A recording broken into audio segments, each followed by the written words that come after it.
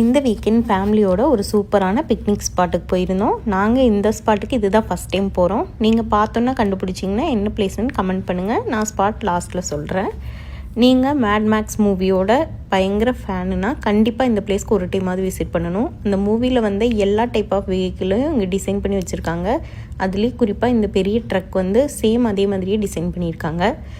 அங்கங்கே வந்து ஒவ்வொரு வெஹிக்கிளாக அதே மாதிரி பண்ணியிருக்காங்க. ரொம்பவுமே நல்லா டிஃப்ரெண்ட்டாக இருக்குது.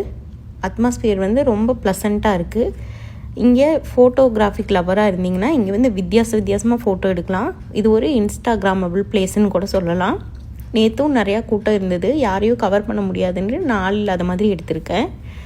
இங்கே இது மட்டும்தான் ஆக்டிவிட்டியான்னு கேட்டிங்கன்னா அப்படி கிடையாது. நம்ம ஃபேமிலியோடு கொண்டு வந்து ஃபுட்டெல்லாம் வீட்டிலேருந்தே எடுத்துகிட்டு வந்து இங்கே வச்சு சாப்பிட்ற மாதிரியும் அரேஞ்ச் பண்ணியிருக்காங்க. இங்கேயும் நிறையா ஃபுட் ட்ரக் வச்சுருக்காங்க. மெயினாக பார்த்திங்கன்னா இந்த மாதிரி ஃபோட்டோ எடுக்கிறதுக்காகவே நிறையா தீம் பண்ணியிருக்காங்க.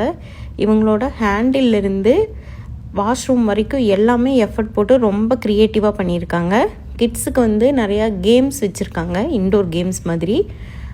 வின்டர் டைமில் ஃப்ரெண்ட்ஸ் அண்ட் ஃபேமிலியோடு போயிட்டு ஒரு ஈவினிங் ஸ்பெண்ட் பண்ணிட்டு வரக்கு ஒரு சூப்பரான பிளேஸ்.